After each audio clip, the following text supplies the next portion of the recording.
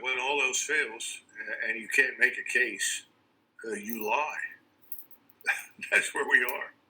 What else is he going to do? He's going to lie and say, "No, we've been successful." How many times does he have to say that? I remember Senator Kerry, not one of my favorite people, but nevertheless, on this occasion, he was honest.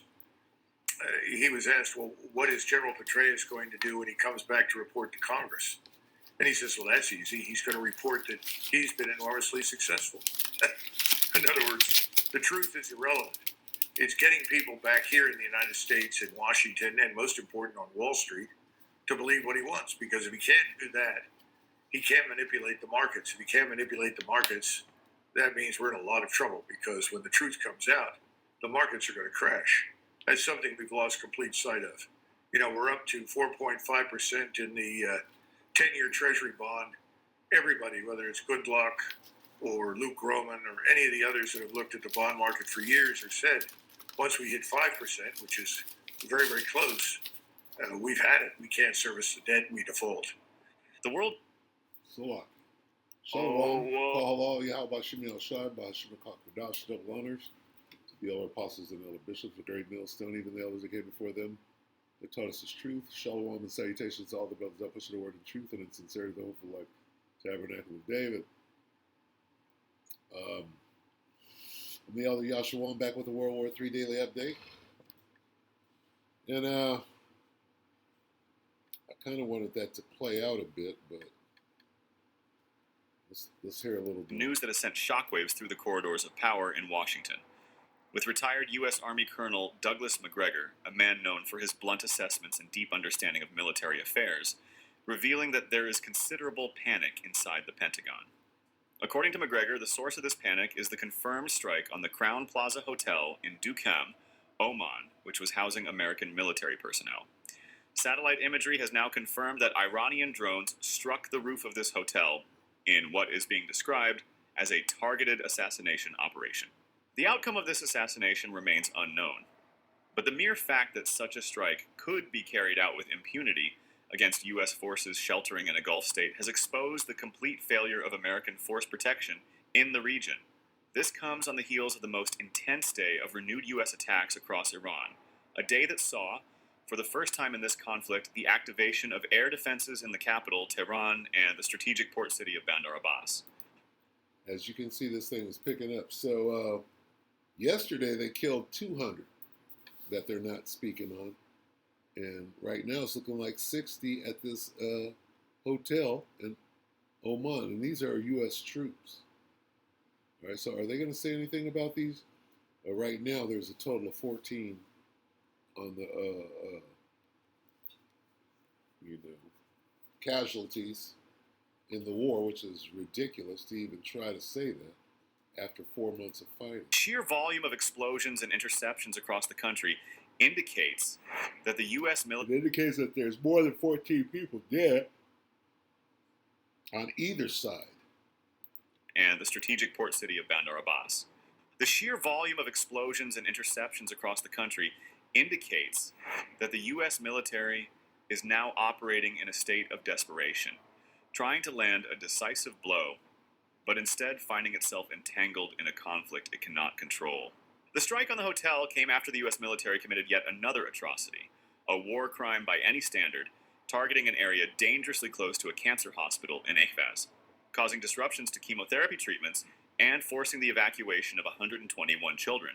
This is not an act of war. This is an act of barbarism, a deliberate assault on the most vulnerable in a desperate attempt to break the will of a nation that has proven time and again that it cannot be broken. As the fires rage across the region, it becomes increasingly clear that the United States, under the failed leadership of Donald Trump, has bitten off far more than it can chew, and the chickens are finally coming home to roost. Before we dive deeper into this developing story, I want to ask you to do something. It's a completely different story. The Iranian military has launched a machine, and your support is what keeps us going. Now, let's get back to the story.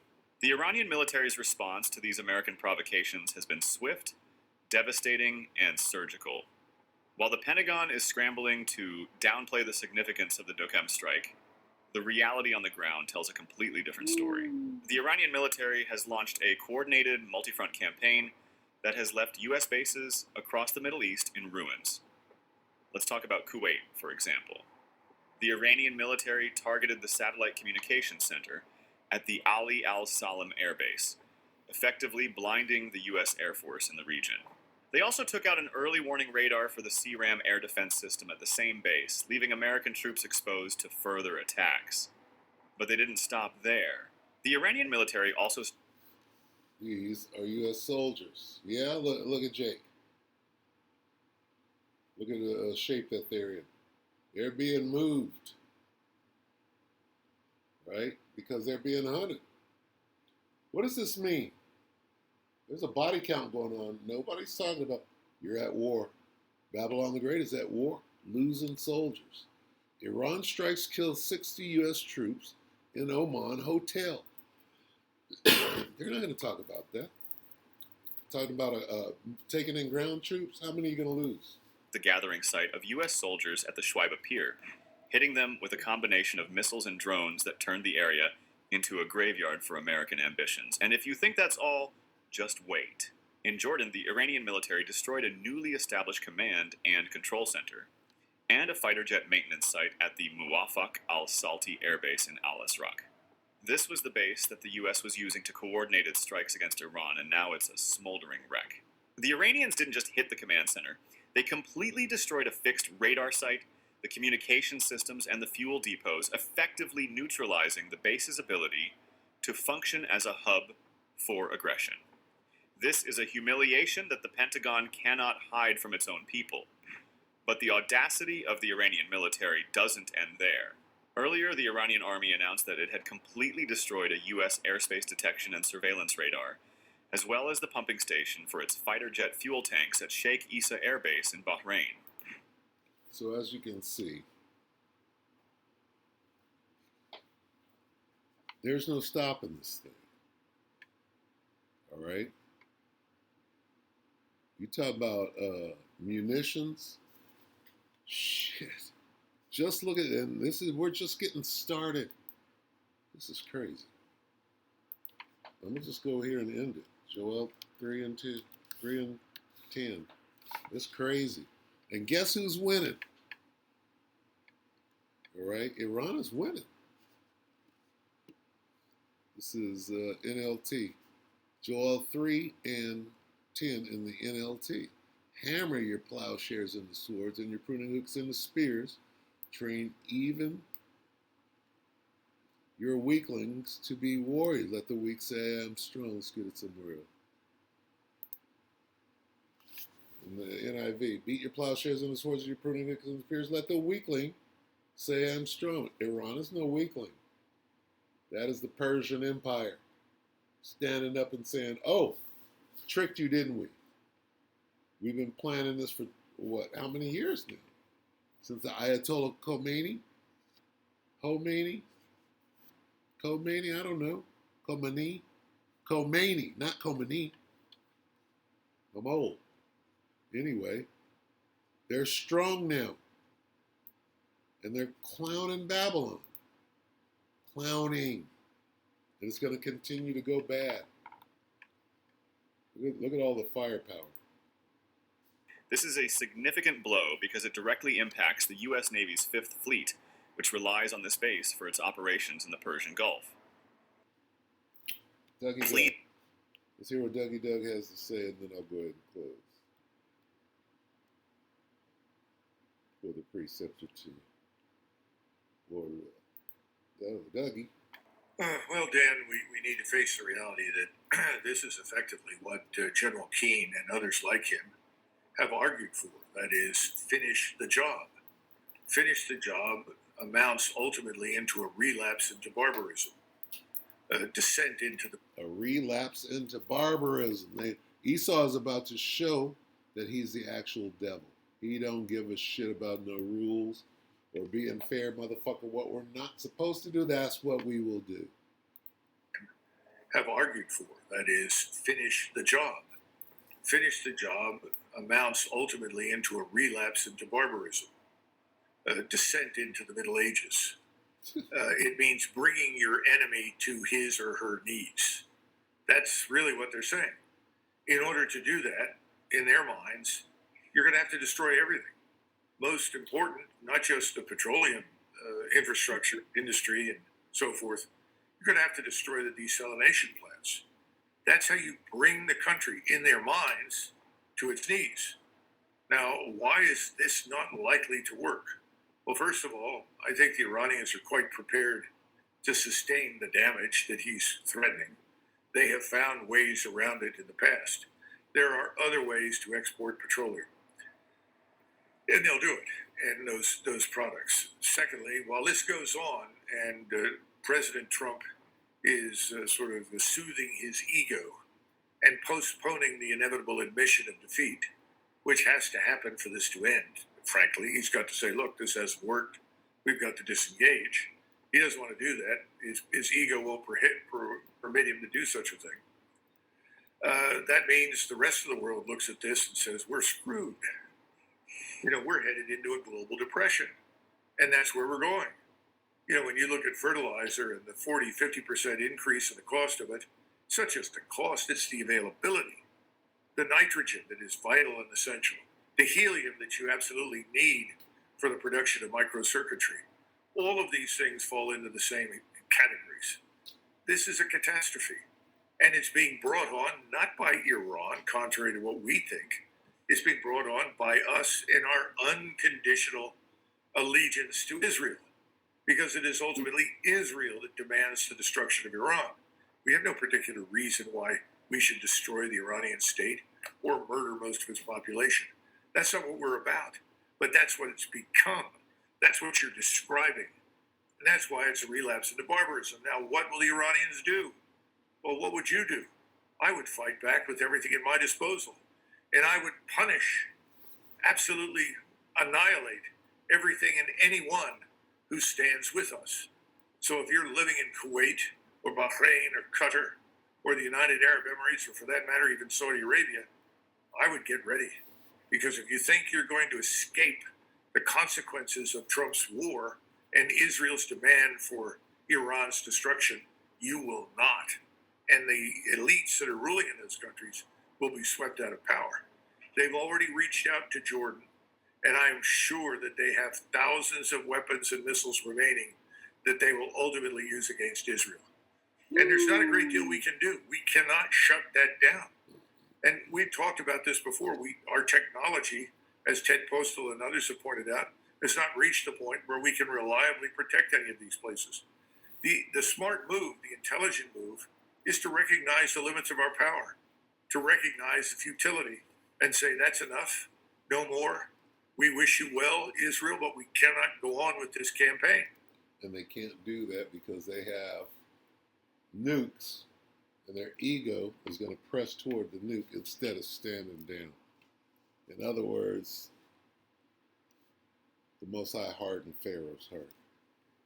But I don't see that happening anytime soon. Do you?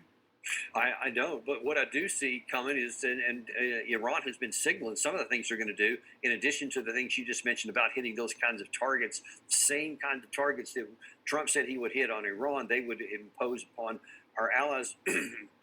Pardon me, but there's some additional stuff here. This so-called triangle of economic death here, that if Iran does more than just shut down the Strait of Hormuz, because now they've also shut down Fajr, so that's actually added additional strain onto the oil supply right now. But they also said, along with Ansar al-Islam, the Houthis, that they could shut down the Bab al-Mandab. Bobblehead down here. Bobblehead, Mandab, Hormuz. These fools are in straits. Your ass is in straits, Esau. The southern end of the Red Sea, and could potentially gum up the works even in the Suez Canal with some of the Houthi missiles. You shut down those three things right there as a result, as a response to what President Trump was doing there. And I mean, how could anything except for, I mean, a near-term recession start, and possibly even a depression in the not-too-distant future? I mean, those things, that's got to get the attention of other people around the world that don't want anything to do with this war, doesn't it? Well, there isn't anybody else out there that wants anything to do with this war. That's what we need to understand. The Chinese, Russians, the Indians, all of these people are disinterested in this war. They want it to end. We're the only ones that are talking about war. When you go to Asia, you go to these conferences, Hegseth was just over there and talked about China. Everybody in the audience is looking at him like this man's lost his mind. They're not interested in going to war with China. Neither are the Koreans or the Japanese or anybody else. And now that we've demonstrated that we can't protect anybody because we just don't have the technology to do it, This man's out of his the mind. question is going to be, why are we still in Korea? Why are we still in Japan? We can't protect anybody. If we can't protect somebody, then we're a magnet for trouble. We're a catalyst for conflict. And the sad part is that President Trump instinctively understood this during his first term. And he was thinking in the right terms. But, if you don't have a foundation of knowledge and understanding, you can be talked out of things that make sense in favor of things that don't. There's nothing firm that you can base your decision making on. And I think that's his biggest problem. So right now, he is bullying his way forward, hoping that something will happen, something will break. The idea that Suez could be shut down is not a new one. And frankly speaking, even though it's still useful to the states that, like Saudi Arabia and others, it's not what it was because of the Houthi operation. Mhm. I was reading the other day, because I've had to understand the oil industry, and people that have looked at this industry since these things began have said the same thing. None of it has ever recovered. It's not just the Strait of Hormuz. It's access to the Red Sea. It's access and movement through the Suez. All of these places are suffering. What you're doing is you're taking a patient that's already on life support, frankly, in a purely fiscal, economic sense, and you're killing them. You're disconnecting them, and you're putting at least 1 billion people or more on this planet at great risk. Amanda, right there.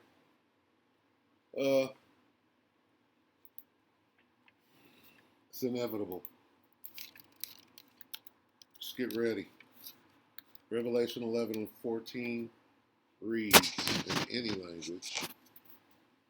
The second woe is past. Behold, the third woe is coming shortly. If you can't see that, better get your affairs in order. You ain't going to make it. Unless you know the name of Yahweh Shem Yahushai and he knows you, you ain't making it. Repent, acknowledge your offense, pray for forgiveness, get back in order. Time is short. With that, we pray that the elect will ratify you, brothers and sisters. Shalom.